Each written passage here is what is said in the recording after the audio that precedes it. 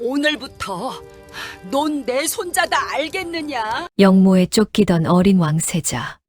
이 아이를 숨겨준 건 충신도 아니고 궁녀도 아니고 산골에서 주막을 하는 할머니 한 명이었습니다. 이 할머니는 숨겨주다 걸리면 어떻게 되는지 알고 있었습니다. 그런데도 처음 보는 아이를 손자라고 했습니다. 본인만이 아닙니다. 주변 사람까지 전부 화를 피할 수 없어요. 그걸 모를 리가 없는 여인이었습니다. 그런데도 망설이지 않았어요. 대체 이 할머니와 이 아이 사이에 무슨 일이 있었던 걸까요? 사연 시작하기 전에 좋아요 한 번씩 눌러주시고 끝까지 시청해주세요. 자, 그럼 지금부터 사연 시작합니다. 옛날 아주 먼 옛날 깊은 산골에 주막거리가 하나 있었습니다. 고갯마루를 넘고 또 넘어야 겨우 닿을 수 있는 인적 드문 마을이었죠. 장사꾼들도 일부러 찾아오지 않고 관아에서도 잊힌 그런 곳이었습니다. 그 주막거리 끝자락에요. 허름한 주막이 하나 있었어요. 낡은 기와에 이끼가 끼고 처마 끝은 비에 썩어서 축 처져 있었습니다. 간판이랄 것도 없었죠.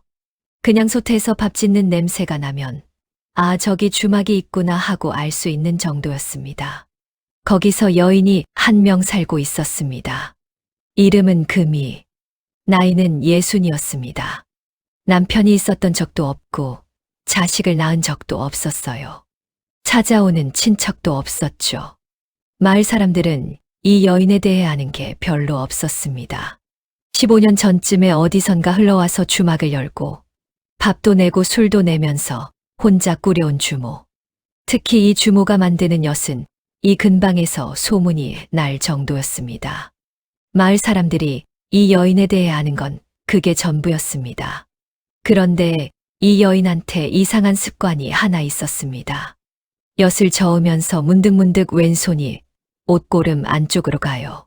뭔가를 만지작거리다가 다시 주걱을 잡고 한참 젓다가 또 손이 가고 그냥 그런 버릇이 있는 여인이었습니다. 이날도 마찬가지였습니다. 늦가을 새벽. 안개가 유난히 짙었어요. 산 아래에서 올라온 물안개가 주막거리 전체를 삼켜버려서 5걸음 앞도 제대로 보이지 않는 그런 새벽이었습니다. 풀벌레 소리도 끊긴 조용한 밤이었죠. 금이는 여느 때처럼 솥 앞에 앉아 연물을 젓고 있었습니다. 보글보글. 연물 끓는 소리와 나무 주걱이 솥을 긁는 소리만이 주막 안을 채우고 있었는데요. 쿵. 밖에서 소리가 났습니다. 뭔가 쓰러지는 소리였어요. 금이의 손이 멈췄습니다. 고개를 돌려 문 쪽을 봤죠. 이 산골에, 이 새벽에 사람이 올 이유가 없었거든요. 장사꾼이 다닐 시간도 아니고 나그네가 오기엔 고갯마루가 너무 험했습니다. 바람에 뭔가 넘어졌나. 금이는 그렇게 생각하고 다시 주걱을 들었습니다. 신음 소리가 들렸습니다. 이건 바람 소리가 아니었어요. 분명히 사람의 소리였습니다. 금이가 자리에서 일어났습니다. 주걱을 솥 가장자리에 걸치고 조심스럽게 문 쪽으로 갔죠. 문고리에 손을 대는 순간 잠깐 망설였습니다.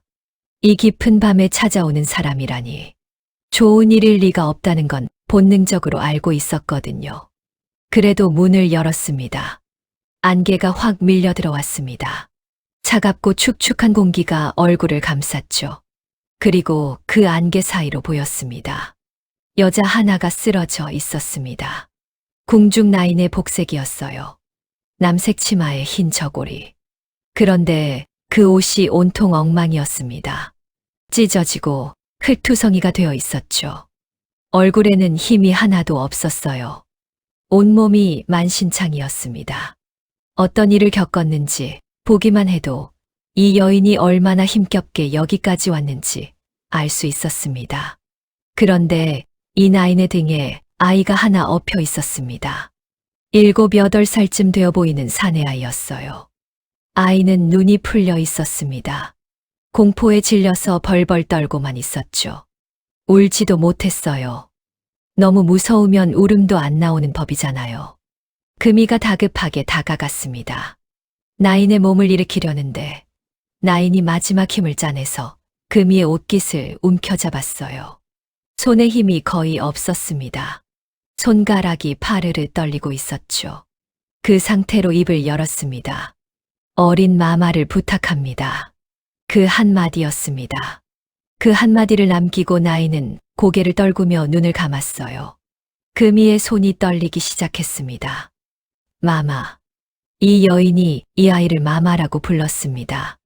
궁중에서 마마라는 호칭을 쓸 수 있는 사람은 정해져 있죠. 왕족뿐입니다.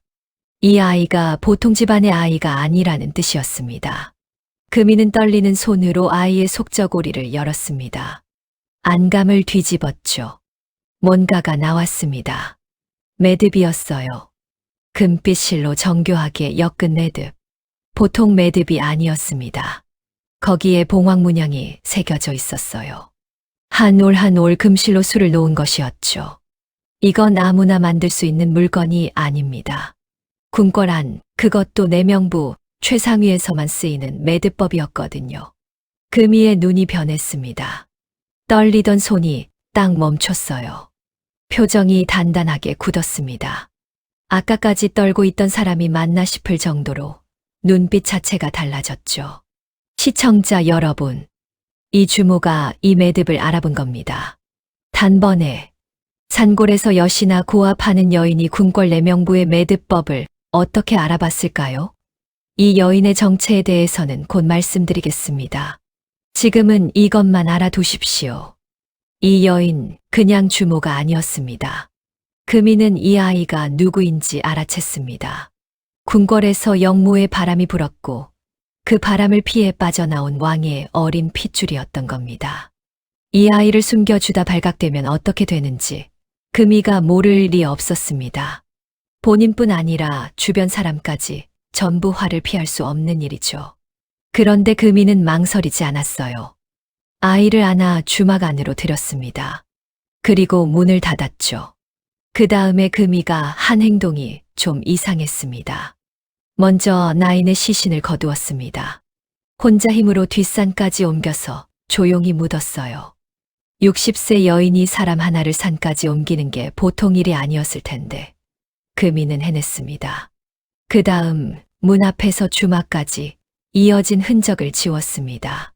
빗물과 재를 섞어서 땅바닥을 문질렀죠. 안개가 짙어서 다행이었어요. 날이 밝기 전에 끝내야 했으니까요. 마지막으로 아이가 입고 있던 옷을 벗겨서 아궁이에 넣었습니다. 옷이 타들어가는 동안 금이는 가만히 불을 바라보고 있었죠.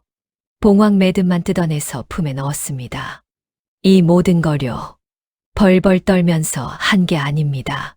차분하게, 순서대로, 빠뜨리는 것 하나 없이 해냈어요. 이상하지 않습니까? 산골에서 여시나 고압하는 주모가 이런 일을 이렇게 침착하게 처리한다. 보통 사람이라면 기겁하고 관아에 달려갔을 겁니다. 아니면 무서워서 아이를 내보냈겠죠. 상관없는 일에 목숨을 걸 사람이 얼마나 되겠습니까? 그런데 금이는 그러지 않았습니다. 오히려 더 단단해졌어요. 모든 흔적을 지운 뒤 금이는 벌벌 떨고 있는 아이 앞에 무릎을 꿇고 앉았습니다. 아이의 두 눈을 들여다봤어요. 아이는 아직도 떨고 있었죠.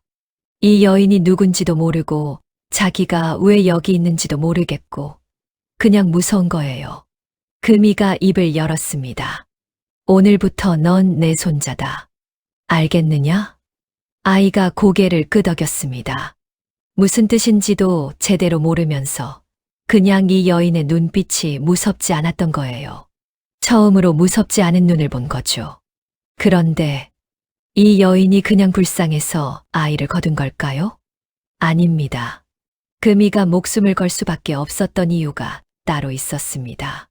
그리고 그 이유를 알게 되면 이 여인이 왜 이토록 침착했는지도 이해가 되실 겁니다. 이 여인의 과거에 무슨 일이 있었는지 지금부터 말씀드리겠습니다.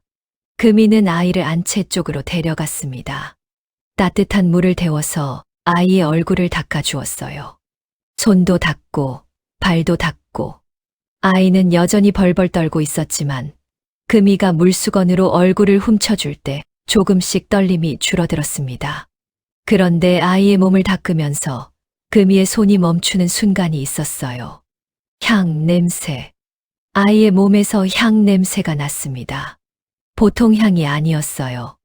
금이는 이 향을 알고 있었습니다. 궁궐 안에서만 쓰는 향이었거든요. 침향과 백단을 섞어 만든 궁중향. 이 향은 궁 밖에서는 구할 수도 없는 것이었습니다. 금이의 눈이 흔들렸습니다. 이 향을 마지막으로 맡은 게 언제였을까요? 15년 전이었습니다. 금이가 궁을 나오던 날, 궁궐문을 나서면서 뒤를 돌아보지 않으려고 이를 악물었던 그날, 마지막으로 맡았던 냄새가 바로 이 향이었어요.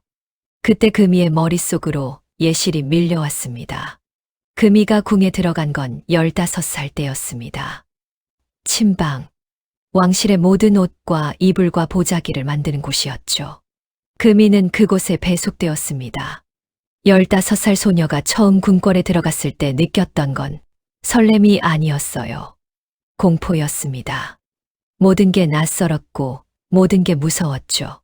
말 한마디 잘못하면 벌을 받았고 바늘 하나 잘못 놀리면 호된 꾸지람을 들었습니다. 그런데 금이한테는 재주가 하나 있었어요. 손이 좋았습니다. 바느질을 하면 한 땀 한 땀이 고르고 매듭을 지으면 흐트러짐이 없었죠. 선배 나인들도 인정할 정도였습니다. 그래서 살아남을 수 있었어요. 궁궐이라는 곳이 그렇습니다. 재주가 있으면 살아남고 없으면 밀려나는 곳이죠.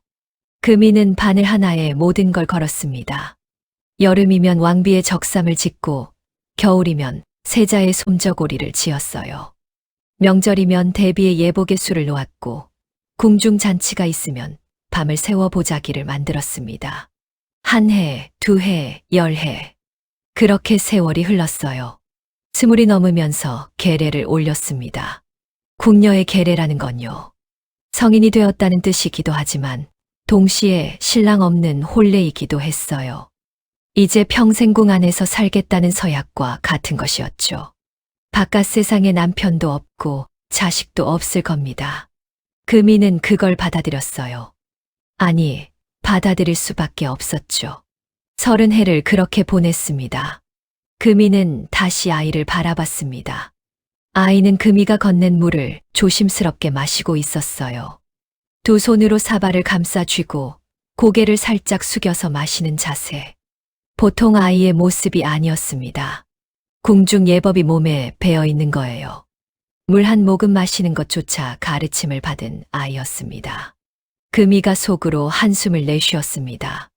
이 아이를 이대로 두면 안 되겠구나. 이 몸짓, 이 자세, 이 향 냄새.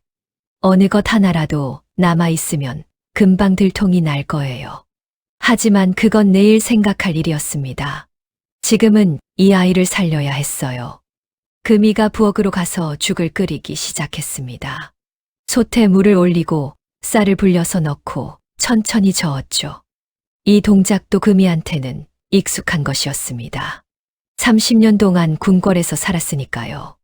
친박 라인이었지만 궁 안에서 먹고 자고 생활한 세월이 30년이면 밥 짓는 것쯤은 자연스러웠습니다. 죽이 끓는 동안 금이는 다시 생각에 잠겼어요. 30년, 길다면 긴 세월이었죠. 그 30년 동안 금이를 알아봐 준 사람이 있었냐고요? 없었습니다. 딱 한 분을 빼고요. 금이가 침방에서 30년을 채워갈 무렵이었습니다. 겨울이었어요. 선대비의 겨울 이불을 지어 올릴 때였죠. 금이는 그 이불에 정성을 쏟았습니다. 솜을 고르게 펴고 겉감과 안감을 맞추고 한 땀 한 땀 바느질을 했어요. 이불 하나에 열흘을 매달렸습니다. 그 이불이 선대비에게 올라갔어요. 며칠 뒤 뜻밖의 일이 생겼습니다. 선대비가 금이를 부른 겁니다. 친박 라인이 대비에게 직접 불려가는 일은 흔치 않았어요. 금이는 바닥에 엎드렸습니다. 심장이 두근거렸죠. 뭔가 잘못한 건가 싶었습니다. 선대비가 말했어요. 이 이불을 지은 게 너냐? 예, 그러하옵니다. 이 바느질에는 정성이 있다. 그 한마디였습니다. 대단한 칭찬이 아니었을 수도 있어요. 선대비 입장에서는 그냥 한마디 건넨 것일 수도 있죠. 그런데 금이한테는 달랐습니다. 30년이었거든요. 30년 동안 궁궐 안에서 바늘만 잡고 살았는데 자기 바느질에 정성이 있다고 말해준 사람은 이분이 처음이었습니다. 금이는 그날 침방으로 돌아와서 혼자 울었습니다. 서러워서 운 게 아니에요. 30년 동안 자기가 여기 있었다는 걸 누군가가 알아봐 줬다는 게 그게 눈물이 난 겁니다. 금이는 죽을 한 그릇 퍼서 아이 앞에 놓았습니다. 천천히 먹어라. 아이가 숟가락을 들었어요. 숟가락을 드는 자세도 궁중예법 그대로였습니다.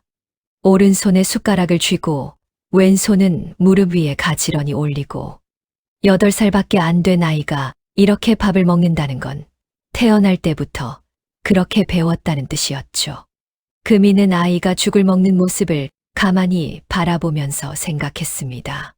선대비, 그분이 금이에게 한 가지를 더 해주셨어요. 금이가 궁을 나오게 된 건 45살 때였습니다. 모시던 마마가 세상을 떠나셨거든요. 궁녀는 모시던 상전이 세상을 뜨면 퇴골할 수 있었습니다. 금이는 궁을 나오게 되었죠.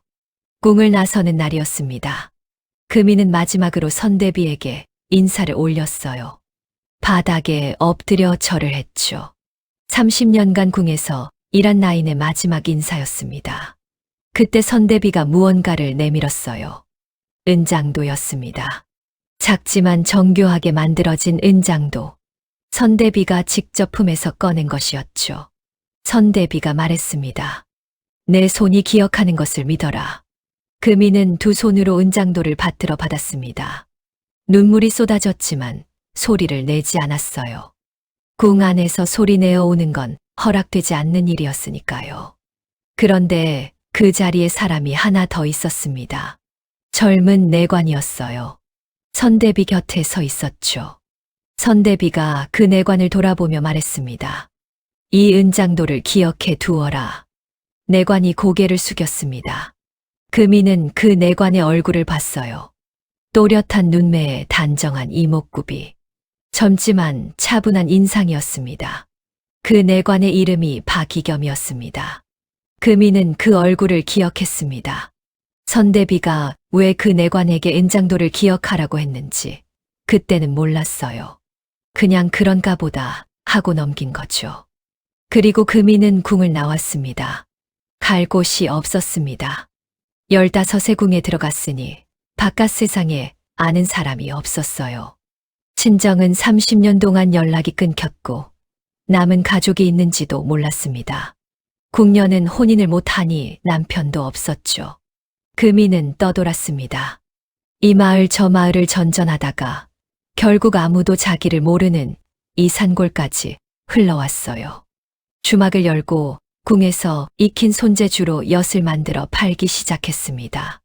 침방에서 30년 동안 손끝의 감각을 다듬었던 여인이 만든 엿이니 맛이 좋을 수밖에 없었죠. 그렇게 15년이 흘렀습니다. 혼자였습니다. 15년 내내 품속에는 은장도 하나뿐이었어요. 선대비가 주신 그 은장도. 금이는 그걸 15년 동안 한 번도 꺼내지 않았습니다. 그냥 옷고름 안쪽에 넣어두고 가끔 만지작거리는 게 전부였죠.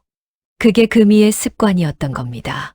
아까 엿을 저으면서 왼손이 옷고름 안쪽으로 가던 그 버릇. 은장도를 만지고 있었던 거예요. 금이는 죽을 다 먹은 아이의 그릇을 거두면서 아이의 얼굴을 들여다봤습니다.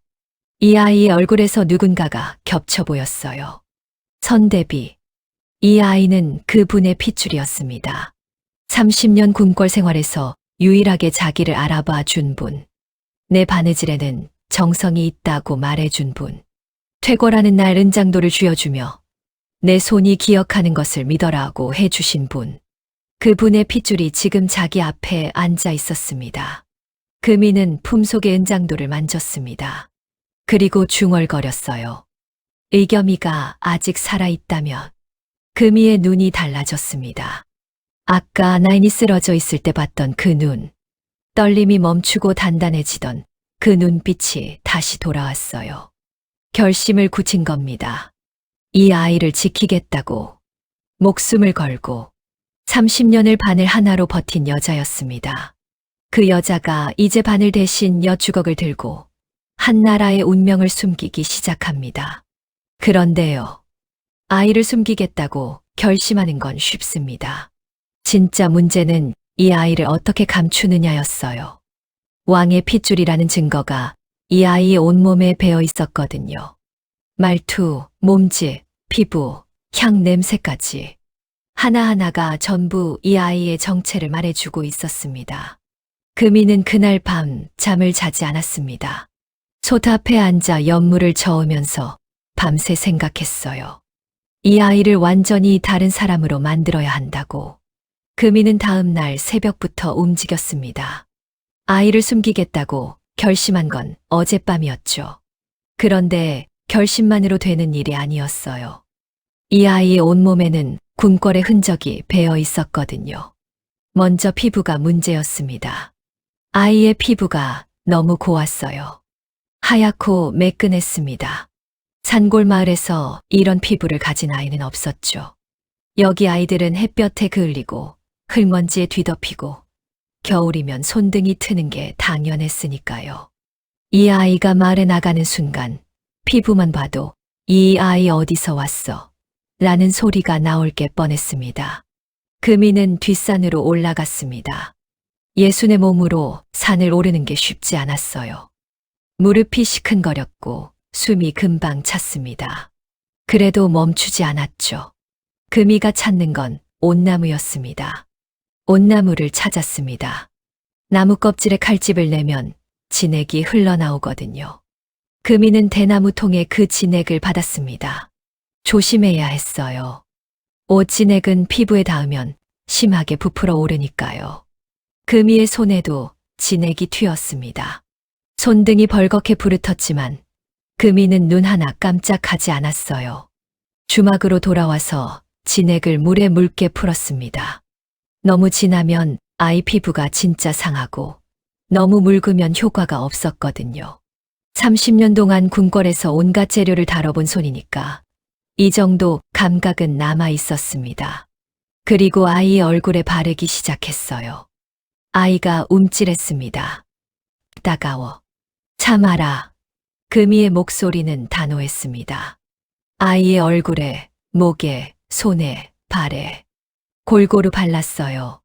아이는 자꾸 손으로 긁으려 했지만 금이가 손을 잡아내렸죠. 하루가 지나자 효과가 나타났습니다. 아이의 피부가 울긋불긋해졌어요. 군데군데 부풀어 오르고 딱지 같은 게 앉았습니다. 멀리서 보면 심한 부스럼에 걸린 것처럼 보였죠. 가까이 오고 싶지 않을 정도로 흉측한 모습이었습니다. 금이의 계산이었습니다. 사람들이 이 아이를 보면 가까이 오지 않을 거예요. 옳는 병 아니야? 하면서 피할 겁니다. 가까이 오지 않으면 자세히 보지 않게 되고 자세히 보지 않으면 이 아이의 정체를 눈치챌 사람도 없겠죠. 그런데 낮에 바르고 밤에는 달랐습니다. 금이는 해가 지면 약초를 달여서 아이의 피부에 발라줬어요.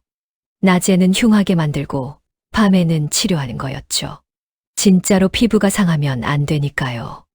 아이는 밤마다 가려워서 잠을 잘 못 잤습니다. 긁으면 안 된다고 했는데 자다가 무의식으로 긁기도 했죠. 그럴 때마다 금이가 아이의 손을 잡아줬습니다. 조금만 참아라. 이게 너를 살리는 거다. 아이는 이 말의 뜻을 정확히 이해하지 못했을 겁니다. 그냥 이 여인이 밤마다 자기 손을 잡아주고 약을 발라주고 다독여주는 게 싫지 않았던 거예요. 궁궐에서는 이렇게 해주는 사람이 없었거든요. 나인들은 예를 갖춰서 모셨지 이렇게 손을 잡고 참아라라고 말해주지는 않았습니다. 피부 다음은 말투였습니다. 이게 피부보다 더 큰 문제였어요. 아이는 입을 열 때마다 궁중 말투가 튀어나왔습니다. 소인, 수라, 마마님. 산골 마을에서 이런 말을 쓰는 아이가 있으면 그 자체로 끝이었죠. 금이는 훈련을 시작했습니다. 소인이라고 하지 마라. 나라고 해. 나, 수라가 아니라 밥이다. 밥. 그리고 나를 마마님이라고 부르지 마라. 아이가 고개를 갸우뚱했어요. 그러면 뭐라고 부르냐는 눈이었죠. 금이가 잠깐 멈칫했습니다. 뭐라고 부르라고 할까? 금이는 생각했어요. 이 아이한테 자기가 뭐가 되는 건지, 그냥 숨겨주는 사람인지 아니면 할매라고 불러라. 금이가 그렇게 말했습니다. 아이는 따라 하지 못했어요.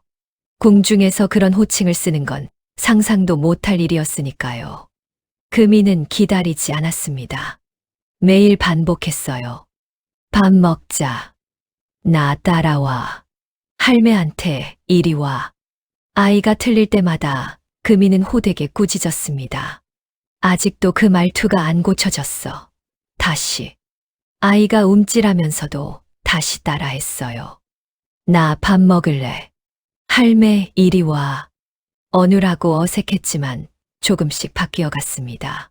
그런데요. 낮에 그렇게 호되게 꾸짖은 금이가 밤에는 혼자 울었습니다. 이 어린 것한테 이게 무슨 짓인가. 8살밖에 안 된 아이한테 자기 말투를 버리라고 하고 자기 이름을 잊으라고 하고 얼굴까지 흉하게 만들어 놓고 금이는 자기가 하고 있는 일이 맞는 건지 밤마다 자문했어요. 그런데 답은 하나였습니다. 이렇게 하지 않으면 이 아이가 살아남을 수 없다는 것. 그래서 울면서도 멈추지 않았습니다. 말투 다음은 이름이었습니다. 금이는 아이에게 새 이름을 지어줘야 했어요. 궁궐에서 부르던 이름을 쓸 수 없으니까요. 금이는 일부러 가장 흔하고 가장 투박한 이름을 골랐습니다. 넌 오늘부터 돌쇠다. 아이가 금이를 올려다봤어요. 나는 돌쇠가 아닌데. 아이의 목소리가 작았습니다. 거의 소곤거리는 수준이었죠. 자기 이름이 아니라는 걸 아는 거예요. 8살이지만 자기가 누구인지는 아는 아이였습니다. 금이가 단호하게 말했습니다. 넌 돌쇠다. 다른 이름은 잊어라. 아이의 눈에 물기가 맺혔습니다. 그런데 울지는 않았어요. 입술을 꽉 깨물고 고개를 끄덕였습니다. 8살 아이가 할 수 있는 최대한의 참음이었죠. 금이는 그 모습을 보면서 가슴이 찢어지는 것 같았습니다. 하지만 표정을 바꾸지 않았어요. 여기서 흔들리면 안 됐으니까요. 이제 마을 사람들의 눈을 속여야 했습니다. 금이는 며칠에 걸쳐서 자연스럽게 이야기를 흘렸어요. 주막에 오는 손님들한테, 장에서 만나는 안악들한테, 먼 고을에서 조카 딸이 세상을 떴는데 그 딸이 남긴 고아가 있어서 데려왔소. 근데 이 아이가 병까지 걸렸어. 부스럼이 심해서 사람한테 옮을 수도 있으니 가까이 오지 마시오. 한두 번이 아니라 여러 번 반복했습니다. 같은 이야기를 다른 사람들한테 했죠. 이렇게 하면 마을의 소문이 자연스럽게 퍼지거든요. 금이가 직접 돌아다니면서 설명하는 것보다 사람들이 서로 옮기는 게 훨씬 자연스러웠습니다. 효과는 금방 나타났어요. 마을 사람들이 아이를 보면 슬슬 피하기 시작했습니다. 금인의 주모가 데려온 고아, 부스럼이 심해서 옮는다더라. 이 소문이 돌면서 아무도 아이에게 가까이 오지 않았죠. 어떤 안악은 아이를 보자마자 치맛자락으로 자기 아이 얼굴을 가리기까지 했어요. 금이 입장에서는 정확히 원하던 상황이었습니다. 가까이 오지 않으면 자세히 보지 않습니다. 자세히 보지 않으면 이 아이의 고운 피부가 가짜 부스럼이라는 걸 알아챌 수도 없고 이 아이의 몸짓이 일반 아이와 다르다는 것도 눈치채지 못하죠. 병이 보호막이 된 겁니다. 그렇게 며칠이 지났습니다. 아이는 조금씩 적응해 가고 있었어요. 말투는 아직 어색했지만 밥이라는 말은 자연스러워졌고 나라는 말도 입에 붙기 시작했습니다. 옷진액 때문에 가려운 것도 처음보다는 나아졌죠. 금이가 밤마다 약을 발라주니까 실제로 피부가 상하지는 않았거든요. 그러던 어느 저녁이었습니다. 금이가 부엌에서 엿을 고우면서 아이를 불렀어요. 이리 와서 앉아라. 아이가 부엌으로 왔습니다. 문턱에 걸터 앉았죠. 금이가 엿을 저으면서 아이를 흘끗 봤어요. 아이는 부스럼투성이 얼굴로 금이를 바라보고 있었습니다. 그때 아이가 입을 열었어요. 할매. 금이의 손이 멈췄습니다. 할매. 이 아이가 방금 자기를 할매라고 불렀습니다. 시키지 않았는데 연습도 아니었어요. 그냥 자연스럽게 나온 겁니다. 금이의 눈에 뭔가 차올랐습니다. 이 여인은 평생 혼자 살아온 사람이었습니다. 궁궐에서 30년, 산골에서 15년, 45년을 홀로 보냈어요. 누군가에게 할매라고 불려본 적이 한 번도 없었습니다. 남편도 없었고 자식도 없었으니까요. 그런데 이 아이가 자기를 할매라고 불렀습니다. 금이는 눈물이 쏟아질 것 같았어요. 하지만 참았습니다. 주걱을 꽉 쥐고 고개를 돌려서 솥쪽을 봤죠. 왜? 겨우 한 글자를 내뱉었습니다. 목소리가 떨리지 않게 하느라 그게 전부였어요. 아이는 아무것도 몰랐습니다. 그냥 부르고 싶어서 불렀을 뿐이에요.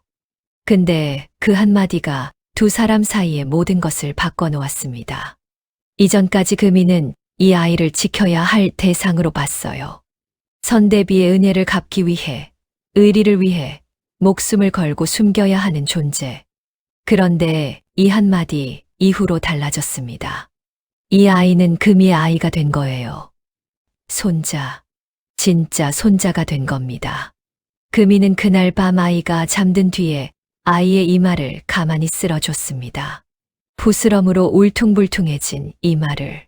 손끝에 닿는 감촉이 까슬까슬했지만 금이는 한참을 그렇게 쓸어줬어요. 이 아이를 반드시 살려야겠다는 마음이 의리가 아니라 진심으로 바뀐 순간이었습니다. 신분 세탁은 완벽했습니다. 부스럼 걸린 고아 돌쇠. 먼 고을에서 온 금이 주모의 외손자. 마을 사람들은 아무도 의심하지 않았어요. 가까이 오지도 않았으니까요. 그런데 문제가 있었습니다. 금이가 아무리 완벽하게 아이를 감춰도 이 아이를 찾으러 오는 사람이 있다면 소용이 없었거든요. 그리고 그 사람은 이미 오고 있었습니다. 이름은 한치웅. 한 번 물면 절대 놓지 않는다는 영모 세력의 수색 별장이었습니다. 며칠이 지났습니다. 금이의 주막은 다시 조용한 일상으로 돌아온 것처럼 보였어요. 금이는 새벽에 일어나 엿을 고았고 돌쇠는 안채에서 얌전히 있었죠. 마을 사람들은 부스럼 걸린 아이를 피했고 아무도 이상한 낌새를 눈치채지 못했습니다. 그런데요. 이 평온이 오래갈 수 없다는 걸 금이는 알고 있었습니다. 궁궐에서 왕의 핏줄이 사라졌으면 어떻게 되겠습니까? 가만히 있겠습니까? 아니죠. 반드시 찾으러 옵니다. 그것도 아무나 보내는 게 아니에요. 가장 집요하고 가장 잔인한 자를 보내겠죠. 그 자가 이미 오고 있었습니다. 한치웅. 영모 세력의 수색 별장이었습니다. 별장이라는 건 군관 직책 중 하나인데요. 쉽게 말하면 수색대장이었죠. 이 자가 맡은 일은 하나였습니다. 궁에서 빠져나온 어린 핏줄을 찾아내는 것. 한치웅이라는 자가 어떤 사람이었냐면요. 자기 직감을 절대적으로 믿는 자였습니다. 증거가 없어도 내 눈에 수상하다라고 판단하면 끝까지 파고들었어요. 부하들이 별장님, 여기는 아무것도 없는 것 같습니다라고 해도 소용없었죠. 자기가 아니라고 할 때까지 수색을 멈추지 않았습니다. 부하들도 이 자를 무서워했어요. 저 양반은 귀신도 찾아낸다. 병사들 사이에서 이런 말이 돌았습니다. 과장이 아니었어요. 한치웅은 실제로 그런 자였거든요. 한 번 물면 절대 놓지 않는 성격. 거기에 공을 세우려는 욕심까지 있었습니다. 이번 수색에서 성과를 내면 출세가 보장되어 있었으니까요. 그런 자가 병사 20명을 이끌고 산골 주막거리로 들어왔습니다. 그날 아침이었어요. 금이가 엿을 저으면서 바깥 소리를 듣고 있었는데 뭔가 이상했습니다. 마을이 갑자기 조용해진 거예요. 원래 이 시간이면 달구름 소리, 아이들 노는 소리, 안악들 물 기르러 가는 소리가 들리거든요. 그런데 아무 소리도 나지 않았습니다. 금이가 문을 살짝 열어 밖을 봤습니다. 마을 어귀에 병사들이 서 있었어요. 갑옷을 입은 자들이 줄지어 서 있었고, 맨 앞에 한 명이 말에서 내리고 있었습니다. 키가 크고 어깨가 넓었죠. 얼굴은 냉담했습니다. 주변을 둘러보는 눈이 날카로웠어요. 마을 전체를 한 번에 콜든 듯한 눈빛이었습니다. 한치웅이었습니다. 금이는 문을 닫았습니다. 심장이 쿵 내려앉았지만 손은 떨리지 않았어요. 아니, 떨릴 시간이 없었습니다. 금이는 곧바로 안채로 갔습니다. 돌쇠가 앉아 있었어요. 밖이 소란스럽다는 걸 느끼고 있었는지 눈이 불안하게 흔들리고 있었습니다. 금이가 아이의 어깨를 잡았습니다. 지금부터 내가 하는 말 잘 들어라. 아이가 고개를 끄덕였어요. 엿가마 속에 들어가야 한다. 안에 들어가면 아무 소리도 내지 마라. 숨도 크게 쉬지 마라. 내가 나오라고 할 때까지 절대 움직이지 마라. 아이의 얼굴이 새하얗게 질렸습니다. 무슨 일인지 정확히 이해하지는 못했겠지만 금이의 표정을 보면 보통 일이 아니라는 건 알 수 있었을 거예요. 금이가 부엌으로 아이를 데려갔습니다. 금이의 부엌에는 가마솥이 2개 있었어요. 하나는 매일 엿을 끓이는 솥이었고 하나는 큰 양을 다릴 때만 쓰는 큰 가마솥이었죠. 지금 그 큰 가마솥에는 불이 꺼져 있었습니다. 안은 비어 있었어요. 금이는 빈 가마솥 뚜껑을 열고 안에 볏짚을 깔았습니다. 그리고 아이를 안에 눕혔어요. 아이가 가마솥 안에 웅크렸습니다. 몸을 최대한 작게 만들었죠. 금이가 위에 볏짚을 덮었습니다. 아이의 모습이 완전히 가려졌어요. 절대 소리 내지 마라. 알겠나? 볏짚 아래에서 아이의 작은 목소리가 들렸습니다. 네. 금이는 가마솥 뚜껑을 덮었습니다. 그리고 옆에 있는 솥에 불을 떼기 시작했어요. 연물을 올렸습니다. 부엌에 연물 끓는 냄새가 퍼지기 시작했죠. 달콤한 냄새. 이 냄새가 부엌 전체를 채우면 빈 가마솥 쪽에 관심이 갈 이유가 없었습니다. 끓고 있는 솥이 바로 옆에 있으니까요. 금이는 솥 앞에 앉아 주걱을 들었습니다. 아무 일도 없다는 듯이 그냥 평소처럼 엿을 고우는 주모의 모습으로 마음속에서는 심장이 터질 것 같았지만 겉으로는 티를 내지 않았어요. 30년 군궐 생활이 이럴 때 빛을 발했습니다. 속마음을 감추는 것. 그건 궁녀가 가장 먼저 배우는 기술이었으니까요. 밖에서는 소란이 계속되고 있었습니다. 한치웅의 병사들이 집집마다 돌아다니며 수색을 시작한 거예요. 문을 두드리고 안으로 들어가고 방을 뒤지고 아이가 있는 집은 특히 꼼꼼하게 확인했습니다. 아이의 나이, 생김새, 언제부터 여기 살았는지까지 물어봤죠. 마을 사람들은 잔뜩 겁을 먹었습니다. 이 산골 마을에 이렇게 많은 병사가 몰려온 적이 없었으니까요. 안악들은 아이를 안고 안채로 숨었고 늙은이들은 마루에 꿇어 앉아 벌벌 떨었습니다. 한치웅은 직접 움직이지 않았어요. 말에서 내려 마을 가운데 서서 팔짱을 끼고 지켜보고 있었죠. 부하들이 돌아올 때마다 고개를 저었습니다. 아직 못 찾았다는 뜻이었어요. 한치웅의 눈이 마을 끝자락을 향했습니다. 금이의 주막이 보였죠. 저기는 아직 안 들어갔습니다. 한치웅이 걸어오기 시작했습니다. 금이는 솥 앞에 앉아 연물을 젓고 있었어요. 밖에서 발소리가 가까워지는 게 들렸습니다. 한 명이 아니었죠. 여러 명의 발소리, 그리고 그 앞에 무겁고 일정한 걸음. 한치웅의 발소리였습니다. 문이 열렸습니다.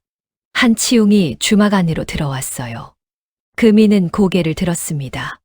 한치웅의 얼굴을 봤죠. 차가운 눈, 감정이 없는 얼굴. 주막 안을 한 바퀴 훑었습니다. 부엌, 안채, 광. 눈이 빠르게 움직였어요. 금이는 주걱을 멈추지 않았습니다. 연물을 저으면서 태연하게 말했어요. 엿 한쪽 드시고 가시오. 나리. 한치웅이 금이를 봤습니다. 잠깐이었어요. 그리고 시선을 옮겼죠. 방부터 확인하기 시작했습니다. 안채문을 열고 안을 들여다보고, 광문을 열고 안을 확인하고, 부엌 구석구석을 둘러봤어요. 금이는 주걱을 젓는 손에 힘을 주었습니다. 평소 리듬 그대로, 빠르지도 느리지도 않게. 한치웅이 부엌 안쪽으로 들어왔습니다. 시선이 가마 쪽으로 갔어요. 금이의 심장이 멎는 것 같았습니다. 한치웅이 가마 쪽으로 걸어갔습니다. 한 걸음, 두 걸음, 가마 앞에 섰죠. 가마 위에 덮인 볏짚을 내려다보고 있었습니다.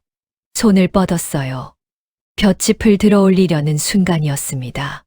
별장님. 밖에서 병사 하나가 달려왔습니다. 숨을 헐떡이며 소리쳤죠. 고개 너머에서 수상한 자를 잡았습니다. 한치웅의 손이 멈췄습니다. 볏짚 바로 위에서 멈춘 거예요. 손가락 하나 차이였습니다. 조금만 더 들어 올렸으면 아이가 보였을 겁니다. 한치웅이 고개를 돌렸습니다.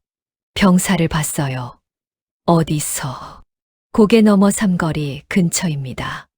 아이를 데리고 있었다고 합니다. 한치웅의 눈빛이 변했습니다. 가마에서 손을 떼고 몸을 돌렸죠. 빠른 걸음으로 주막을 나갔습니다. 병사들이 뒤를 따랐어요. 발소리가 멀어졌습니다. 점점 멀어지고 마침내 들리지 않게 되었죠. 금이의 손에서 주걱이 딱딱 떨리고 있었습니다. 아까까지 태연하게 엿을 젓던 그 손이요. 지금은 걷잡을 수 없이 떨리고 있었어요. 한치웅이 있는 동안 억지로 잡아두었던 떨림이 한꺼번에 터진 겁니다. 금이는 주걱을 내려놓았습니다. 그리고 가마 쪽으로 갔어요.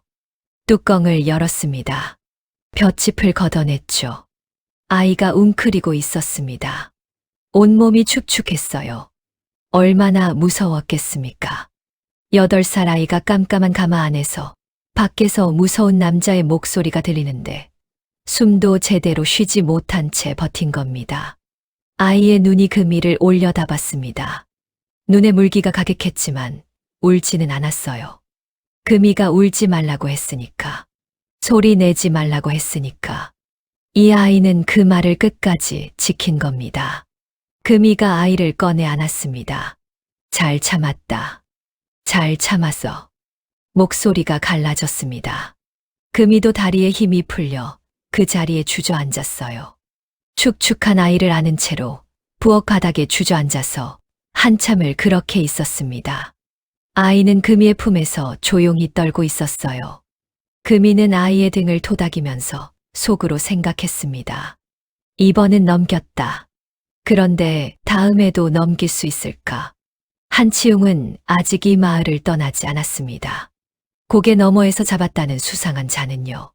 떠돌이 장사꾼이었습니다. 아이를 데리고 있기는 했지만 그건 자기 아들이었죠. 한치웅이 확인하고는 버럭 화를 냈어요. 쓸데없는 것으로 시간을 끌어. 부하들이 고개를 숙였습니다. 한치웅이 마을 쪽을 돌아봤어요. 고갯마루 너머로 주막거리 지붕이 보였죠. 한치웅의 눈이 잠깐 거기 머물렀습니다. 그리고 말했습니다. 이 근방을 다 뒤져라. 아직 멀리 못 갔다. 한치웅은 떠나지 않았습니다. 그리고 금이는 그걸 알고 있었어요. 이 위험이 아직 끝나지 않았다는 걸. 그런데요. 한치웅보다 더 무서운 게 있었습니다. 한치웅은 밖에서 오는 적이잖아요. 모르는 사람이니까 경계라도 할 수 있습니다. 진짜 무서운 건요. 바로 옆에 있는 사람이 적이 될 때입니다. 금이의 바로 옆집에 금이를 10년 넘게 미워해온 여자가 살고 있었거든요. 한치웅은 마을을 떠나지 않았습니다. 고개 너머 삼거리에 진을 치고 병사들을 풀어놨어요. 수색 범위를 넓히고 있었죠. 주변 마을까지 돌아다니며 아이를 데리고 있는 집이 있는지 확인하고 있었습니다. 그런데 그것만이 아니었어요. 한치웅은 마을에 방을 하나 붙였습니다. 수상한 자를 알리는 이에게 쌀열섬을 내린다. 쌀열섬. 이 산골 마을에서 쌀열섬이면 어마어마한 양이었습니다. 한 가족이 1년을 먹고도 남을 양이었어요. 마을 사람들이 그 방 앞에 서서 수군거렸습니다. 눈빛이 달라진 사람들이 있었죠. 그중 한 명이 있었습니다. 마을 사람들이 약방댁이라고 부르는 여자였어요. 약방댁. 이름 그대로 마을 약방영감의 아내였습니다. 이 여자가 이 마을에 정착한 건 금이와 비슷한 시기였어요. 금이가 주막을 열고 얼마 되지 않았을 때 약방댁 부부도 이 마을에 들어와서 약방을 차렸죠. 처음에는 사이가 나쁘지 않았습니다. 같은 시기에 낯선 마을에 정착한 여자 둘이었으니까요. 장에 가면 나란히 걷기도 했고 밑반찬을 나눠 먹기도 했어요. 약방댁이 남편의 약방을 꾸리느라 바쁠 때 금이가 물을 길어다 준 적도 있었습니다. 그런데 사이가 틀어졌어요. 금이의 엿이 유명해지면서였습니다. 금이의 엿은 맛이 좋았어요. 30년 궁궐 생활에서 다듬어진 손끝의 감각이 엿에 그대로 들어갔거든요. 달되 물리지 않는 맛, 쫀득하면서도 이에 붙지 않는 질감. 소문이 퍼지기 시작했습니다. 장날이면 금이네 주막 앞에 사람들이 줄을 섰어요. 그러면서 마을에서 금이의 위치가 달라졌습니다. 금이 주모 엿 먹어봤소. 이 근방에서 저런 맛은 처음이야. 금이 주모가 이번 장날에도 나온다더라. 일찍 가야 살 수 있어. 마을 사람들 입에 금이 이름이 오르내리기 시작했어요. 명절이면 금이네 엿을 선물로 돌리는 집이 생겼고 아이가 아플 때 엿을 사다 먹이는 어머니들이 늘었죠. 마을 잔치가 있으면 금이한테 엿을 맡겼습니다. 금이는 마을에서 사랑받는 사람이 된 거예요. 약방댁은 아니었습니다. 약방댁도 같은 시기에 이 마을에 왔어요. 똑같이 낯선 땅에서 새로 시작한 여자였죠. 그런데 마을 사람들은 약방댁을 특별히 챙기지 않았습니다. 약방이라는 게 그렇잖아요. 아프면 찾아가지만 안 아프면 갈 일이 없는 곳이었거든요. 평소에 안부를 물어주거나 얼굴을 비추는 곳이 아니었습니다. 반면 금이네 주막은 달랐죠. 장날이면 사람이 몰렸고 평소에도 엿냄새를 맡고 들르는 사람들이 있었어요. 금이는 말수가 적었지만 사람들이 먼저 다가왔습니다. 약방댁은 그걸 볼 때마다 속이 쓰렸어요. 나도 같은 해에 왔는데, 나도 똑같이 여기서 살아가고 있는데, 왜 저 여자만 사람들이 좋아하는 거야? 대단한 사건이 있었던 게 아닙니다. 금이가 약방댁한테 나쁜 짓을 한 것도 아니에요. 그냥 한쪽은 주목받고 한쪽은 주목받지 못한 것뿐이었죠. 그런데 그게 10년이 쌓이면 어떻게 되겠습니까? 10년이었습니다. 10년 동안 약방댁은 금이를 곱지 않은 눈으로 봐왔어요. 대놓고 싸운 적은 없었습니다. 이 작은 마을에서 대놓고 싸우면 둘 다 사는 게 힘들어지니까요. 그래서 약방댁은 속으로만 사귀었습니다. 장날에 금이네 주막 앞에 줄이 선 걸 볼 때마다, 마을 사람들이 금이 이름을 부르며 웃는 걸 볼 때마다, 명절에 금이네 엿이 이 집 저 집으로 돌아가는 걸 볼 때마다 약방댁의 속은 조금씩 까맣게 타들어갔어요. 그런데 여기서 중요한 게 있습니다. 약방댁이 그냥 나쁜 사람이었느냐? 그건 아니었어요. 약방댁에게도 사정이 있었습니다. 남편이 앓기 시작한 건 오래 봄부터였어요. 처음에는 기침이었습니다. 가벼운 기침이 점점 심해지더니 여름이 되자 자리에서 일어나지 못하게 되었죠. 약방을 하는 집안인데 정작 자기 남편 병은 고치지 못하는 거였습니다. 약방에 있는 약재는 다 써봤어요. 효과가 없었죠. 좋은 약재를 사려면 돈이 필요했습니다. 그런데 남편이 들어누우니 약방 문을 열 수가 없었어요. 돈이 끊긴 거였습니다. 남편은 점점 나빠지고 약값은 없고 거기에 아이가 둘 있었습니다. 큰아이가 10살, 작은아이가 7살이었어요. 이 아이들이 배가 고프다고 울었습니다. 아침에 죽 한 그릇을 끓여줘도 점심때면 또 배가 고프다고 했죠. 약방대기 해줄 수 있는 게 없었어요. 남편은 드러누워 있고 돈은 없고 아이들은 굶고 그런 상황에서 한치웅이 방을 붙인 겁니다. 쌀 10섬. 약방댁은 그 방 앞을 지나갈 때마다 발걸음이 느려졌습니다. 쌀 10섬이면 남편 약값을 대고도 남았어요. 아이들을 한동안 굶기지 않아도 됐죠. 그런데 누굴 밀고 한단 말입니까? 이 마을에 수상한 사람이 어디 있어요? 다 아는 사람들이었거든요. 약방댁은 그냥 지나갔습니다. 그런데 며칠 뒤였어요. 약방댁이 금인의 주막 앞을 지나가고 있었습니다. 별 생각 없이 걸어가고 있었는데 주막 안에서 소리가 들렸어요. 할매, 아이 목소리였습니다. 약방댁이 걸음을 멈췄어요. 고개를 돌려 주막 쪽을 봤습니다. 마당 한쪽에 아이가 하나 서 있었어요. 부스럼이 심한 아이. 금이 주모가 먼 고을에서 데려왔다는 그 고아였죠. 아이가 금이를 할매라고 부르면서 따르고 있었습니다. 약방댁의 눈이 좁아졌어요.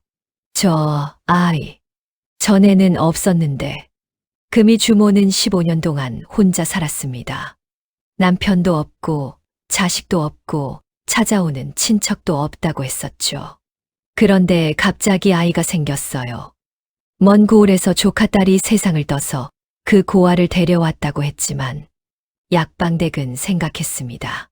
금이 주모가 시집을 간 적이 없는 건 마을 사람들 다 아는 사실이었어요.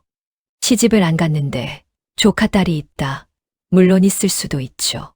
친정 쪽 조카딸일 수 있으니까. 그런데 금이 주모는 친척이 없다고 했었어요. 찾아오는 사람이 한 명도 없는 여인이 갑자기 먼 고을에서 고아를 데려왔다. 이상하지 않습니까? 보통 때라면 약방댁도 그냥 넘겼을 겁니다. 남의 집 사정에 참견할 여유가 없으니까요. 그런데 지금은 상황이 달랐습니다. 쌀 10섬이 걸려 있었어요. 남편은 자리에서 일어나지 못하고 아이들은 굶고 있었죠. 그리고 10년 동안 쌓인 감정이 있었습니다. 금이 주모, 마을 사람들한테 사랑받는 여자, 장날마다 사람이 몰리는 주막의 주인, 명절이면 집집마다 엿을 돌리는 여자. 자기는 아무도 찾지 않는데 저 여자는 늘 사람들에 둘러싸여 있는 여자. 그 여자한테 뭔가 수상한 점이 있다. 약방댁의 머릿속에서 여러 생각이 뒤엉켰습니다. 남편의 기침 소리, 아이들의 울음소리, 쌀 10섬, 마을 사람들에 둘러싸인 금이의 모습. 자기는 아무도 안 찾는다는 사실. 며칠을 고민했습니다. 밤에 잠이 오지 않았어요. 뒤척이다가 남편의 기침 소리를 들었습니다. 가래가 섞인 기침이 밤새 끊이지 않았죠. 약방댁이 일어나 남편의 등을 두드려줬어요. 남편이 간신히 기침을 멈추고 다시 눈을 감았습니다. 얼굴이 누렇게 떴어요. 살이 다 빠져서 뼈만 남은 것 같았죠. 옆방에서 작은 아이가 울었습니다. 엄에 배고파. 약방댁이 눈을 감았어요. 다음 날 아침이었습니다. 약방댁이 집을 나섰습니다. 발걸음이 무거웠어요.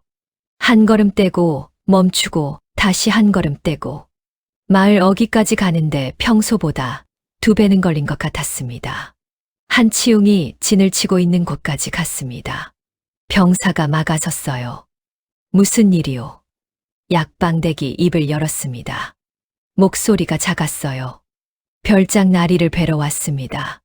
잠시 후 한치웅 앞에 섰습니다.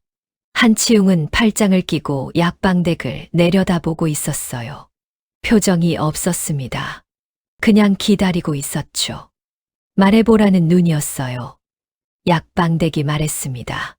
금인의 집에 갑자기 아이가 생겼는데 그 전에는 그런 아이가 없었소. 한치웅의 눈이 번뜩였습니다. 언제부터?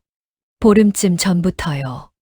먼 고을에서 조카딸이 세상을 떠서 남긴 고아라고 했는데 그 주모는 원래 친척이 없는 사람이요. 한치웅이 팔짱을 풀었습니다. 몸을 약간 앞으로 기울였어요. 그 아이가 어떻게 생겼소? 부스럼이 심해서 얼굴을 제대로 보지 못했소. 사람들이 웃는 병이라고 가까이 안 가거든요. 한치웅의 입꼬리가 살짝 올라갔습니다. 웃는 게 아니었어요. 뭔가를 찾았다는 표정이었죠. 그 주모에 대해 더 아는 게 있소. 약방댁이 잠깐 망설였습니다. 그리고 말했어요. 15년 전에 어디선가 흘러온 여자요. 어디서 왔는지 아는 사람이 없소. 그 전에 뭘 했는지도 모르고. 한치웅이 고개를 끄덕였습니다. 됐소. 가보시오. 약방댁이 돌아섰습니다. 걸어오는 길이 갈 때보다 더 무거웠어요. 다리가 후들거렸습니다. 손이 떨리고 있었어요. 자기가 방금 무슨 짓을 한 건지 약방댁도 알고 있었습니다. 집 앞에 도착했어요. 문을 열고 들어갔습니다. 남편이 자리에 누워 기침을 하고 있었고 큰아이가 작은아이를 안고 마루에 앉아 있었습니다. 작은아이가 형 품에 안겨서 코를 훌쩍거리고 있었죠. 약방댁은 그 모습을 보면서 자기한테 말했습니다. 어쩔 수 없었다고. 이렇게 하지 않으면 이 아이들이 굶는다고. 남편이 약을 못 쓰면 어떻게 되는지 모르냐고. 그런데 손은 계속 떨리고 있었습니다. 밀고는 이루어졌습니다. 한치웅은 그날 밤 부하를 불러 명령했어요. 내일 그 주막에 다시 간다. 이번에는 조용히. 한치웅의 눈빛이 달라져 있었습니다. 처음 마을에 왔을 때의 눈빛과는 완전히 다른 눈이었어요. 확신이 생긴 자의 눈이었죠. 한치웅이 다시 옵니다. 이번에는 눈빛이 다릅니다. 다음 날 아침이었습니다. 금이는 여느 때처럼 솥 앞에 앉아 연물을 적고 있었어요. 돌쇠는 부엌 한쪽에서 멍하니 불을 바라보고 있었습니다. 어제 한치웅이 마을을 떠나지 않았다는 건 금이도 알고 있었어요. 밤새 발자국 소리가 들렸거든요. 병사들이 주막거리 입구에 서성거리는 게 창문 너머로 보였습니다. 그런데 이번엔 분위기가 달랐어요. 첫 번째 수색 때는 병사들이 집집마다 문을 두드리고 아무나 잡고 이것저것 물었습니다. 마을 전체를 쓸어가는 시기였어요. 그런데 이번에는 병사들이 다른 집에는 들어가지 않았습니다. 주막거리를 지나가는 마을 사람들한테 물어보지도 않았어요. 병사 서너시 금인의 주막 앞에만 서 있었습니다. 금인은 주걱을 들고 있는 손이 멈췄습니다. 저 사람들이 여기만 노리고 왔다. 그 순간 발자국 소리가 마당으로 들어왔습니다. 한 명이 아니었어요. 둘, 셋. 그리고 맨 뒤에서 천천히 걸어오는 발소리 하나. 가죽 신발이 마른 흙을 밟는 소리. 한치웅이었습니다. 주모. 한치웅이 마루에 올라서기도 전에 불렀습니다. 목소리가 낮았어요. 근데 그 낮은 목소리가 오히려 더 무거웠습니다. 금이는 주걱을 내려놓고 천천히 일어났습니다. 예. 무슨 일이십니까? 한치웅이 마루에 걸터 앉았습니다. 병사 둘이 양쪽에 섰어요. 나머지는 밖에서 주막 주변을 천천히 돌고 있었습니다. 어제 이 마을에 왔을 때 주모한테 물어본 게 있었지. 예. 고아를 데려왔다고 했지. 먼 친척의 핏줄이라고. 그렇습니다. 한치웅이 고개를 천천히 끄덕였습니다. 그런데 눈이 웃지 않았어요. 근데 이상한 게 하나 있어. 금이는 표정을 바꾸지 않았습니다. 주모가 이 마을에 온 지 15년이라고 했지. 15년 동안 찾아온 사람이 한 명도 없었어. 친척도 없고 편지 한 장 온 적도 없고. 그런데 갑자기 먼 친척의 고아를 데려왔다고? 그 아이 어미가 죽었다는 소식이 돌아서 제가 데려온 겁니다. 소식이 돌았다고 누구한테? 장에 나갔다가 들었습니다. 한치웅이 잠깐 입을 다물었습니다. 금이를 빤히 보고 있었어요. 그런데 금이한테서는 아무것도 읽히지 않았습니다. 이게 오히려 한치웅을 불편하게 만들었어요. 시골 산골에서 여시나 파는 주모가 이렇게 태어날 수가 있나? 보통 산골 안하기 관군 앞에 서면 손이 떨리고 말이 빨라지고 눈을 못 맞춥니다. 그런데 이 여인은 눈도 안 피하고 말도 느리고 손끝 하나 안 떨려요. 한치웅이 입을 열었습니다. 주모, 내가 궁녀 출신이라는 말이 있던데. 공기가 멈췄습니다.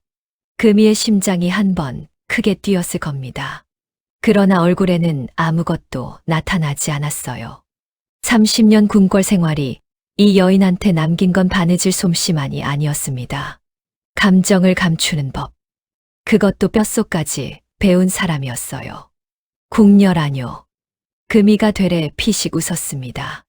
침방에서 바느질이나 하던 늙은 궁녀가 영모와 무슨 상관이겠습니까? 한치웅이 금이를 보고 있었습니다. 한참을 그 아이를 보겠다. 금이는 뒤를 돌아보며 말했습니다. 돌쇠야, 나와라. 부엌 안쪽에서 돌쇠가 천천히 나왔습니다. 고개를 숙이고 맨발이었어요. 얼굴과 손에 부스럼 자국이 가득했습니다. 옷도 허름하고 코를 훌쩍이고 있었어요. 한치웅이 아이를 위아래로 훑어봤습니다. 금이가 말했습니다. 이게 내 손자요. 먼 고을에서 죽은 조카딸이 남긴 그 아인데 병까지 걸렸소. 그리고 한마디를 더 붙였어요. 이래도 원손으로 보이시오? 한치웅이 인상을 찌푸렸습니다. 아이의 흉측한 피부를 보면서. 하지만 의심을 완전히 거두지는 않았어요. 일어서 봐. 한치웅이 아이에게 말했습니다. 아이가 천천히 일어났어요. 한치웅이 아이의 손을 잡았습니다. 손을 뒤집어 손바닥을 봤어요. 돌쇠의 손바닥은 곱지 않았습니다. 금이가 며칠 동안 아이한테 부엌일을 시킨 이유가 여기 있었어요. 맷돌을 돌리게 하고 나무를 쥐어주고 연물을 저으라고 시킨 게 다 이유가 있었던 겁니다. 손바닥에 굳은 살을 만들기 위해서. 60년 인생의 30년을 궁에서 보낸 사람은 궁을 찾는 사람이 뭘 보는지도 아는 겁니다. 한치웅이 손을 놓았습니다. 표정이 살짝 풀렸어요. 아주 살짝. 그리고 한치웅이 일어났습니다. 주막 안을 다시 둘러보기 시작했어요. 방문을 열어봤습니다. 부엌으로 들어가서 솥뚜껑을 들어봤어요. 벽 구석을 훑고 마루 아래를 들여다봤습니다. 첫 번째 수색 때처럼 대충 보는 게 아니었어요. 천천히 꼼꼼하게 뭔가 하나라도 걸릴 게 없는지 샅샅이 뒤지는 눈이었습니다. 금이는 서 있었습니다. 움직이지 않았어요. 한치웅이 뒤지는 걸 그냥 보고 있었습니다. 그때 금이의 머릿속에 목소리 하나가 스쳤습니다. 내 손이 기억하는 것을 믿어라. 선대비의 목소리였습니다. 15년 전 궁을 나서던 날, 은장도를 건네시며 하셨던 그 말. 금이의 왼손이 옷고름 안쪽으로 갔어요. 차가운 금속이 손끝에 닿았습니다. 금이는 떨리는 손을 꽉 쥐었습니다. 한치웅이 부엌에서 나와 다시 마루 쪽으로 걸어왔습니다. 아이 앞을 지나갔어요. 그 순간이었습니다. 아이가 금이를 돌아봤어요. 눈이 젖어 있었습니다. 무서웠던 겁니다. 낯선 남자가 집안을 뒤지고 병사들이 밖에 서 있고 자기 손을 잡고 들여다보고 8살 아이가 버틸 수 있는 공포의 한계였습니다. 아이가 입을 열었습니다. 와, 금이의 눈이 커졌습니다. 마마님, 공기가 얼어붙었습니다. 한치웅의 발이 멈췄습니다. 고개가 천천히 돌아왔어요. 눈이 가늘어졌습니다. 금이와 한치웅의 시선이 마주쳤습니다. 1초, 2초, 3초. 주막 안이 완전한 침묵이었습니다. 바깥에서 병사의 발소리도 바람 소리도 들리지 않는 것 같았어요. 아이도 자기가 무슨 말을 했는지 깨달은 것 같았습니다. 얼굴이 하얗게 질렸어요. 금이가 움직였습니다. 3초. 금이는 그 3초 안에 판단을 끝냈습니다. 이놈의 자식이. 금이가 아이의 뒤통수를 탁 쳤습니다. 세게는 아니었지만 소리가 났어요. 먼 고을에서 양반집 드나들며 이상한 말버릇을 배워가지고 내가 몇 번을 고치랬어. 아이가 울음을 터뜨렸습니다. 금이가 한치웅을 보며 한숨을 쉬었어요. 나리도 아시지 않겠소. 양반집 부엌에서 얻어먹고 살다 보니 이 모양이요. 어린 것들이 말을 주워 담으면 그게 얼마나 무서운지. 저도 이놈의 버릇을 못 고쳐서 속이 터집니다. 금이는 심지어 쑥스럽다는 듯 머리를 긁었어요. 시골 늙은이가 손주 하나 제대로 못 가르치니 원. 죄송합니다. 나리. 한치웅이 금이를 노려봤습니다. 길게. 아주 길게. 그래 양반집 말버릇이야. 한치웅이 천천히 되뇌었습니다. 입은 그렇게 말했어요. 그런데 눈이 전혀 다른 말을 하고 있었습니다. 이 사람, 금이의 변명을 믿은 게 아니었어요.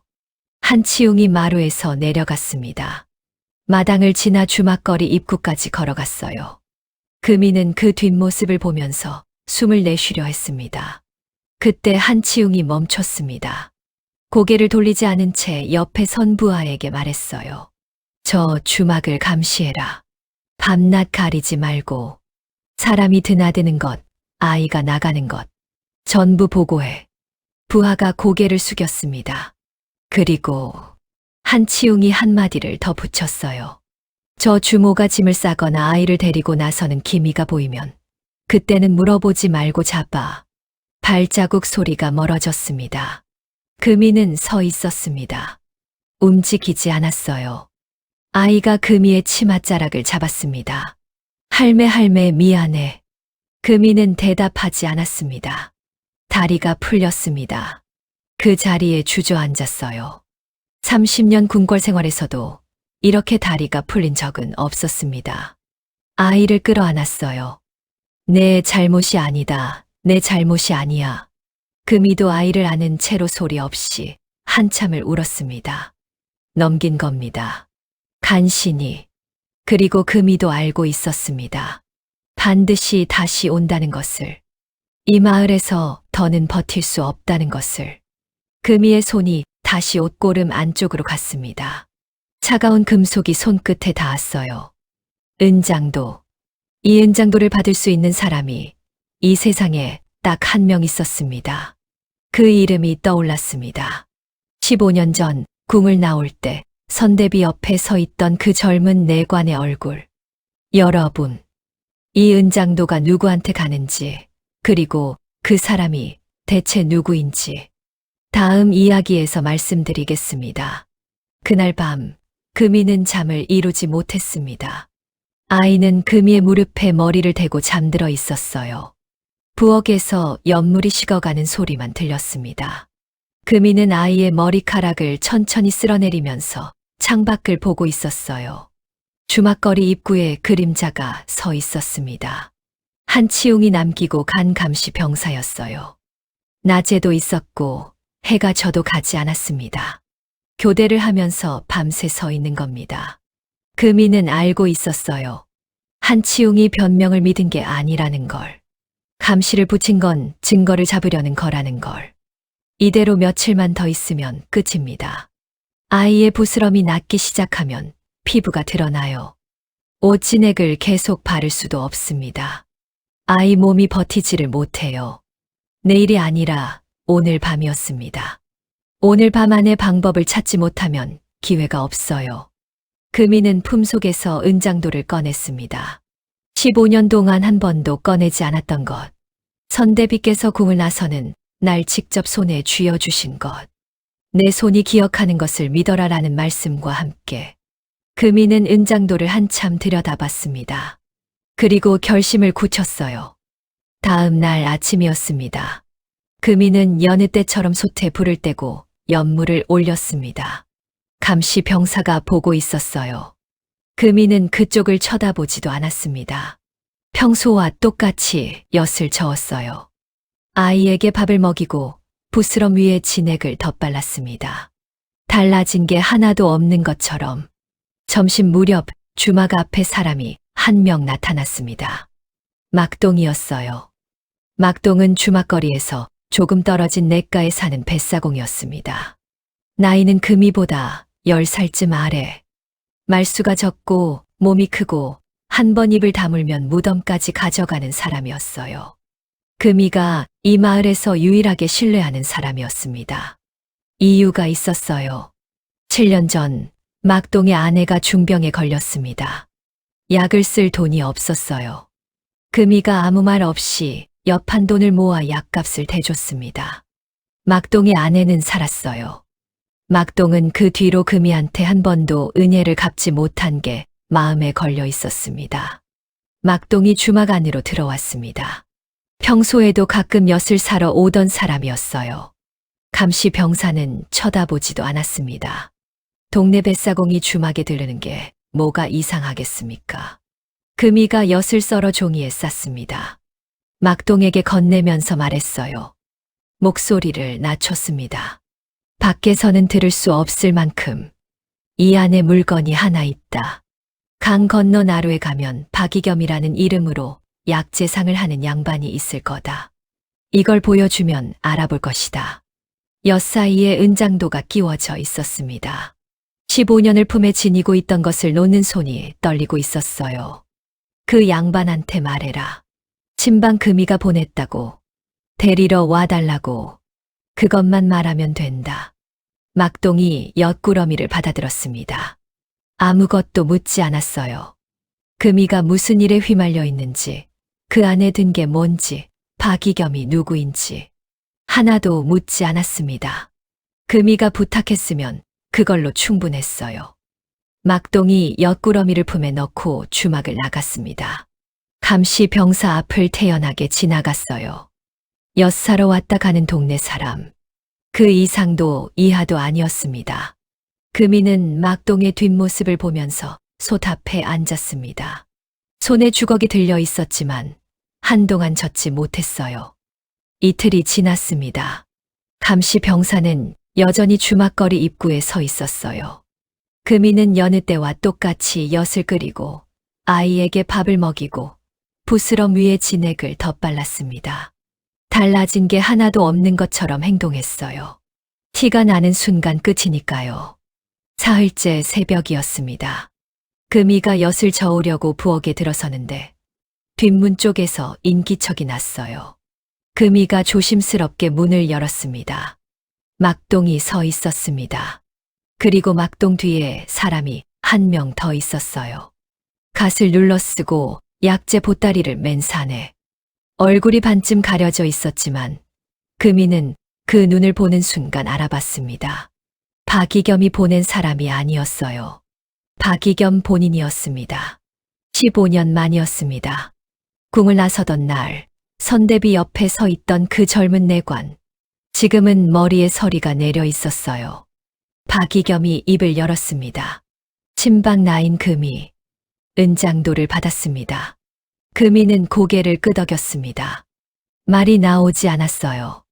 아이는 제가 모시겠습니다. 안전한 곳이 마련되어 있습니다. 금이는 알고 있었습니다. 이 순간이 온다는 걸. 아이를 보내야 한다는 걸. 머리로는 며칠 전부터 준비하고 있었어요.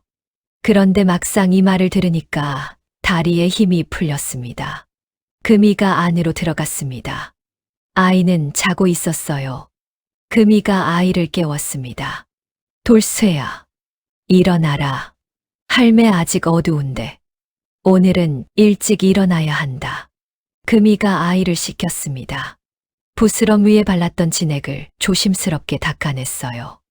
며칠 동안 덧발랐던 것들이 벗겨지면서 아이의 원래 피부가 드러나기 시작했습니다. 희고 고운 살결이었어요. 금이가 아이의 얼굴을 한참 들여다봤습니다. 이게 내 원래 얼굴이구나. 준비해둔 깨끗한 옷을 아이에게 입혔습니다. 머리를 빗겨주고 얼굴을 닦아주었어요.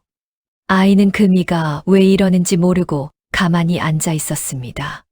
금이가 아이의 손을 잡고 뒷문으로 나왔어요. 박이겸이 서 있었습니다. 아이가 박이겸을 보고 금이 뒤로 숨었습니다. 할매, 이 사람 누구야? 널 데리러 온 사람이다. 아이의 눈이 커졌습니다. 나 어디 가는 거야? 안전한 데로 간다. 할매도 같이 가. 금이가 대답하지 못했습니다. 할매도 같이 가지. 아이의 목소리가 떨리기 시작했어요. 할매, 나는 못 간다. 금이가 말했습니다. 목소리가 담담했어요. 그런데 손이 떨리고 있었습니다. 할매가 같이 가면 더 위험해진다. 너는 이분이랑 가야 한다. 아이가 금이의 치마를 붙잡았습니다. 싫어. 나 안 갈래. 할매랑 있을래. 돌쇠야. 할매. 아이가 울기 시작했습니다. 소리를 죽이지 못하고 울었어요. 금이가 아이를 끌어안았습니다. 아이의 등을 두드리며 한참을 안고 있었어요. 밖에서 감시 병사의 발소리가 들렸습니다. 시간이 없었어요. 금이가 아이를 떼어 놓았습니다. 아이의 두 손을 잡고 눈을 맞췄어요. 잘 듣거라. 아이가 울면서 금이를 봤습니다. 배고프면 이거 먹어라. 금이가 품에서 엿 한 사리를 꺼냈습니다. 밤새 미리 만들어둔 것이었어요. 아직 따뜻했습니다. 아이의 손에 쥐어줬어요. 할매가 만든 거니까 안 상한다. 아이가 엿을 쥐고 울었습니다. 박이겸이 다가왔어요. 아이를 안아 올렸습니다. 아이가 금이 쪽으로 손을 뻗었어요. 할매. 금이는 서 있었습니다. 손을 뻗지 않았어요. 뻗으면 놓지 못할 것 같았으니까요. 박이겸이 아이를 안고 뒷문으로 나갔습니다. 막동이 앞서 길을 열었어요. 냇가 쪽 산길로. 감시 병사의 눈이 닿지 않는 곳으로. 아이의 울음소리가 산길을 따라 올라갔습니다. 점점 멀어졌어요. 점점 작아졌습니다. 그리고 들리지 않았습니다. 금이는 뒷문 앞에 서 있었습니다. 손을 흔들지도 못했어요. 그냥 서 있었습니다. 아이가 완전히 사라지고 나서야 금이가 안으로 들어왔습니다. 빈 방이었어요.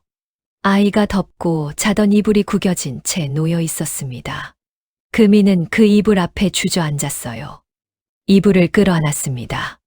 아이의 냄새가 남아 있었어요. 금이는 아이를 안은 채로 소리 없이 한참을 울었습니다. 참으려 했는데 참아지지 않았어요. 평생 혼자 살아온 여자가 처음으로 누군가를 보내는 울음이었습니다. 부엌에서 연물이 식어가고 있었습니다. 아무도 젖지 않는 솥에서 마지막 김이 올라오고 있었어요. 금이의 주막은 다시 혼자가 되었습니다. 세월이 흘렀습니다. 얼마나 흘렀는지는 정확히 모릅니다. 다만 주막의 기둥이 더 기울었고 지붕의 이형이 2번은 더 갈렸고 금이의 허리는 전보다 더 굽어 있었습니다. 금이는 여전히 그 주막에 있었어요. 여전히 새벽에 일어나서 솥에 불을 떼고 연물을 올리고 주걱으로 저었습니다. 달라진 건 없었어요. 아이가 떠나기 전이나 후나 금이의 하루는 똑같았습니다. 다만 한 가지. 엿을 저으면서 왼손이 옷고름 안쪽으로 가는 버릇이 사라져 있었습니다. 거기에는 이제 아무것도 없었으니까요. 어느 날이었습니다. 장에 다녀온 마을 사람이 주막에 들러서 한마디를 흘렸어요. 나라가 바뀌었다더라. 역적 놈들이 다 잡혀가고 새 임금이 섰다는구먼. 금이는 엿을 젓고 있었습니다. 손이 멈추지 않았어요. 고개도 들지 않았습니다. 그냥 듣고 있었어요. 어린 임금이라던데 고생을 많이 한 분이라고. 금이의 주걱이 솥 바닥을 한번 느리게 긁었습니다. 그게 전부였어요. 표정도 바뀌지 않았습니다. 아무 말도 하지 않았어요. 그런데 그날 저녁 금이가 혼자 부엌에 앉아 엿을 저으면서 웃었습니다. 소리 없이 아주 짧게. 그리고 다시 원래 얼굴로 돌아갔어요. 살았구나. 그 한마디를 입 밖으로 꺼내지는 않았습니다. 약방댁 이야기를 해야겠습니다. 약방댁은 한치웅에게 밀고한 대가로 쌀 10섬을 받았어요. 남편 약값을 대고 아이들 밥을 먹이고 한동안은 숨통이 트였습니다. 그런데 소문이라는 게 그렇습니다. 새지 않는 소문은 없어요. 금인의 주막에 감시 병사가 붙은 뒤로 마을 사람들이 수근거리기 시작했습니다. 누가 밀고 했냐는 거였어요. 약방댁이 한치웅을 찾아갔다는 걸 본 사람이 있었습니다.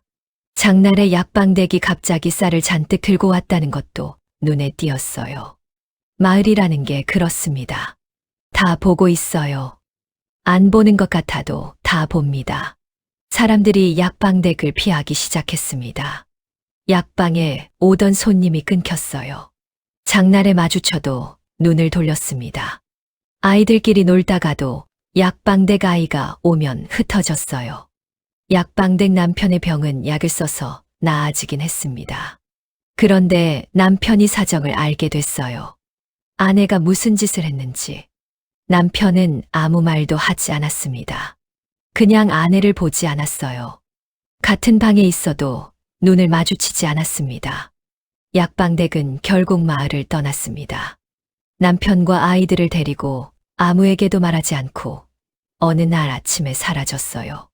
금이는 약방댁이 떠났다는 소식을 듣고도 아무 말을 하지 않았습니다. 원망도 없었어요. 약방댁이 왜 그랬는지 금이는 알고 있었으니까요. 굶는 아이들 앞에서 양심을 지키는 게 얼마나 어려운 일인지 그걸 모르는 사람이 아니었습니다. 한치웅 이야기도 해야겠습니다. 영모 세력이 무너지면서 한치웅도 끝이었습니다. 수색 별장으로서 영모 세력의 명을 받아 왕의 핏줄을 찾아다닌 자. 새 임금이 선마당에 살아남을 수가 없었어요. 한치웅은 잡혀갔습니다. 자기 직감만 믿고 증거가 없어도 파고들고 부하들까지 두려워하던 그 사람이 끝은 허무했어요. 포승줄에 묶여 끌려가면서도 한치웅은 아무 말이 없었다고 합니다. 다만 끌려가기 직전에 한마디를 남겼다고 해요. 그 산골 주막 주모 결국 내가 졌구나. 이 말이 사실인지는 모릅니다. 누군가 지어낸 이야기일 수도 있어요. 다만 이런 말이 떠돌았다는 것 자체가 금이와 한치웅의 싸움이 어떤 것이었는지를 보여줍니다. 그리고 어느 날이었습니다. 금이가 여느 때처럼 새벽에 일어나 연물을 끓이고 있는데 주막거리 입구에서 발소리가 들렸어요.